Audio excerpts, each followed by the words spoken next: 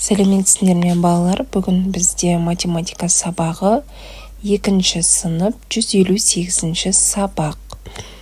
Біздің тақырып бекіту. Бірінші есептің А нұсқасына қарап тапсырманы оқып шығайық. Оқы. Есепті шығармас бұрын жауабы 35-тен артық болатын болжай аласың ба? Есепті шығар дейді. Бірінші есеп: мерекелік кеште би билейтін ұлдарға әр түрінен 8-ден 2 түрлі костюм және қыздарға әр түрінен 12-ден 3 түрлі костюм тігілді. Барлығы неше костюм тігілді? Есептің шартын құрып аламыз. Ұлдар 2 түрлі 8 костюмнен, қыздар 3 түрлі 12 костюмнен екен. Енді біз барлығы неше костюм тігілгенін анықтауымыз керек. Шешуі: 8 костюмді 2-ге көбейтеміз. Сонда 16-ға тең болады екен. Ұлдардың костюмы, ал қыздардікі 12 түрлі костюмнен 3 түрлі тігілгендіктен 12-ні 3-ге көбейтеміз. Тең 36-ға тең болады екен. Енді барлығы неше костюм тігілгенін анықтау үшін 16-ға 36-ны қосамыз. Сонда тең болады 52. Жауабы: барлығы 52 костюм тігілген екен. Келесі балалар, осы бірінші есептің Ә нұсқасындағы есепті шығар дейді. Мерекелік кешке 72 баланың анасы келді. Ал әжелері олардан 4 есе кем келді. Мерекелік кешке неше ана мен әже келді? Келген аналар саны 72, әжелер саны 4 есе кем екен. Ол үшін шешуі: 72-ні бөлеміз 4-ге, тең 18-ге тең болады екен. Енді 18-ге қосамыз келген аналардың санын. 18 қосу 72 тең 90 болады екен. Сонда жауабы: мерекелік кешке 90 ана және әже келген екен. Келесі балалар, бізде екінші есеп: салыстырыңдар дейді. 2 сағат 20 минут және 220 минут жазылған екен. 1 сағатта балалар 60 минут бар. 2 сағатта 120 минут бар. 120 минутқа 20 минутты қосамыз. Сонда 140 минут. Және бұл жерде 220 үлкен екен. Келесі: 1 сағат 10 минут. 1 сағатта 60 минут бар. 60-қа 10-ды қоссақ 70 минут. Және бұл жерде 120 минут үлкен екен. Келесі бізде 100 грамм және 1 килограмм деген берілген екен. 1 килограммда бізде балар 1000 грамм бар. Яғни бұл жерде 1000 грамм үлкен екен. Келесі: 2 сантиметр 7 миллиметр. 1 сантиметрде 10 миллиметр бар. 2 сантиметрде 20 миллиметр. 20-ға 7-ні қосақ 27 миллиметр. Және бұл жерде 240 миллиметр үлкен екен. Келесі: 700 сантиметр және 70 дециметр берілген. Бұл жерде 70 дециметрде балар 700 сантиметр бар. Екеуі бір-біріне тең болып тұр. Келесі: 1000 грамм және 1 килограмм деген берілген. 1 килограммда бізде 1000 грамм бар. Яғни 1000 грамм мен 1000 грамм бір-біріне тең екен. Келесі: 1 километрде неше метр бар? 1000 метр бар, Бұл жерде 100 метрден 1000 метр үлкен екен.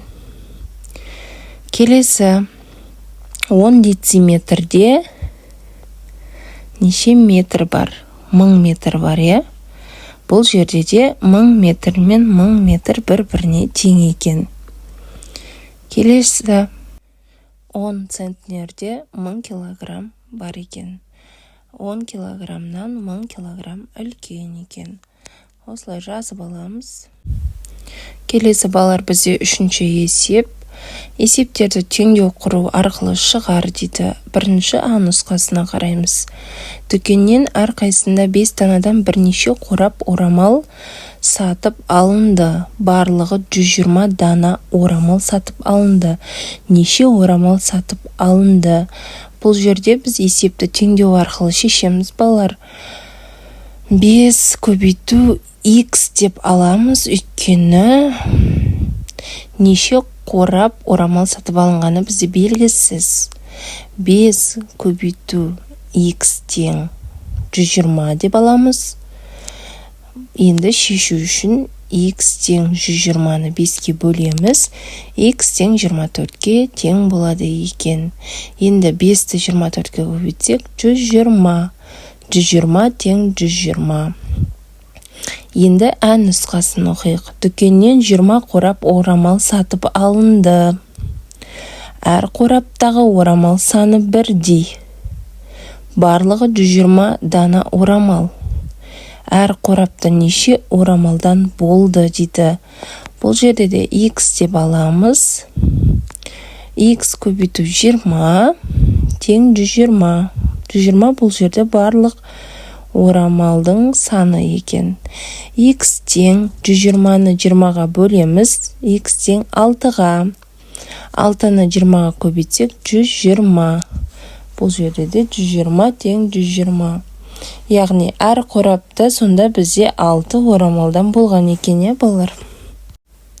Енді бізде балалар төртінші есеп. Есепте дейді. Бірінші амалда бізде 90-ға 110-ды қосқанда 200, 80-ге 120-ны қосқанда 200. 200 тең 200, 400-ге тең болады екен. 1000-нан азайтамыз 250-ді, 750 болады. 100-ден 25 алғанда 75. Сонда 750-ден 75 алған кезде 675 болады екен. Келесі өрнегімізде жауабы 640 болады екен. Енді төртінші өрнекте жауабы 490-ға тең екен. Бесінші өрнекте жауабы 860-ға тең екен. Соңғы өрнегімізде жауабы 0-ге тең болады екен. Келесі балалар бізде 5-ші есеп. Есепті теңдеу құру арқылы шығар дейді. Айманның 900 теңгесі бар еді. Ол осы ақшасына анасына бір шоқ гүл және 150 теңгеге ашық хат сатып алды. Айман бір шоқ гүлге қанша теңге төледі дейді. Яғни бізде төлегені белгісіз, сол үшін x деп аламыз. X қосу 150.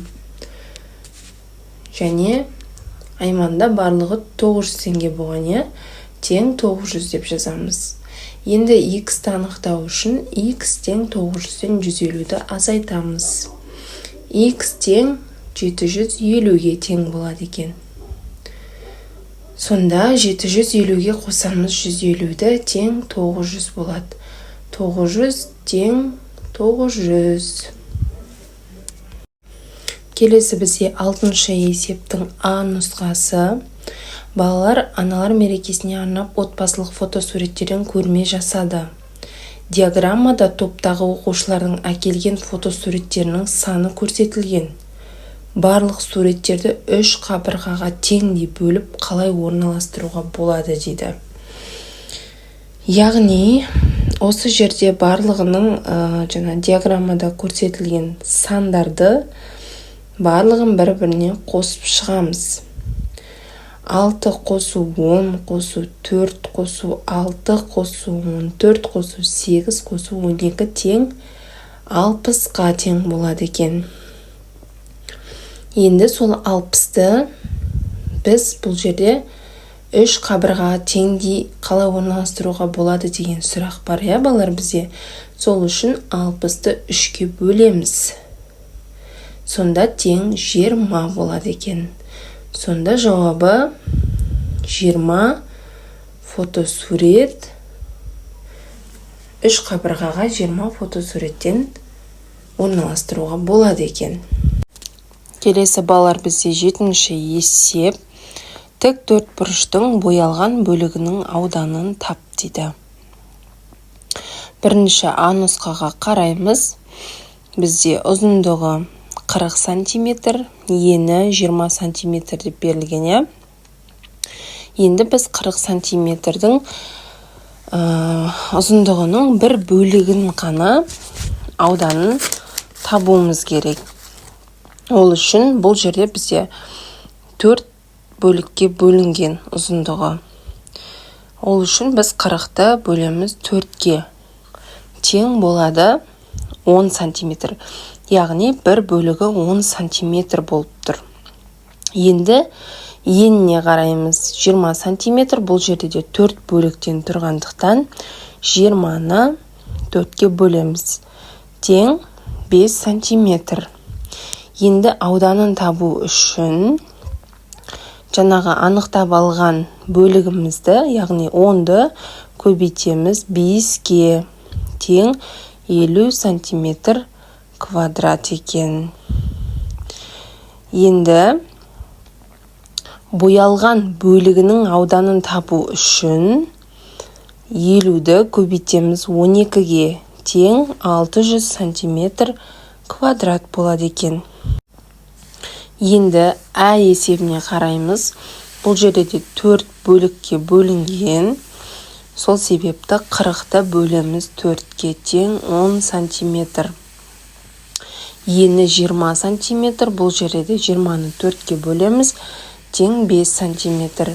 Енді ауданын табу үшін боялған бөліктер балалар бізде 10 бөлік, жасыл түспен боялған.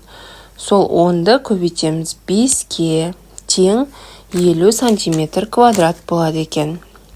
Енді боялған бөліктің ауданын табуымыз керек. Бұл жерде боялған бізде 10, жасыл түсте. Боялған бөлігін табу үшін бізде жаңа шыққан 50 сантиметр квадратты, 50 сантиметрді көбейтеміз 10-ға. Сонда 500 сантиметр квадрат шығады екен. Балалар, бізде соңғы есеп 8-ші есеп. 6 және 4 және 1 цифрлары арқылы қанша 3 таңбалы сандарды жазуға болады.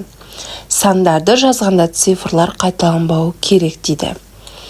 Яғни 641, 614, 461, 416, 164 және 146 деп 3 таңбалы сандарды жазуға болады екен.